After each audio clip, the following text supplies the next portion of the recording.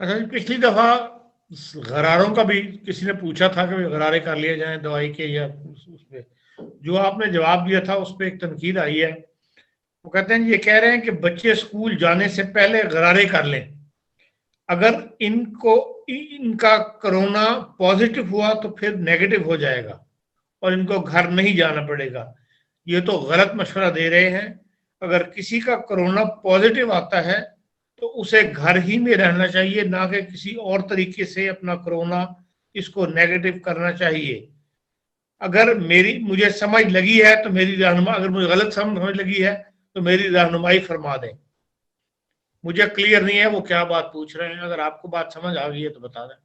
जी देखिए कि जितना वो पीसीआर इस गले में से ढूंढते हैं, उतना पीसीआर हर इंसान में मौजूद होता है, किसी में ज्यादा किसी में कम होता है। तो इसी ही को तो वो कोरोना डायग्नोज कर रहे हैं। मैंने एक सिंपल सी ऐसी चीज बताई है कि जिसमें बच्चे को कोरोना नहीं होता, मगर गले के अंदर ये ठंड की वजह से नाक के अंदर ये पीसीआर पैदा हो जाते हैं। अब सुबह सुबह उठते हैं बच्चे, उनके मुंह अगर दांत साफ नहीं किए, नाक साफ नहीं किया, कुर्ली नहीं की, वजू नहीं किया, तो लाजमी बात है ये तकरीबन बेशुमार लोगों में ये मौजूद होता है।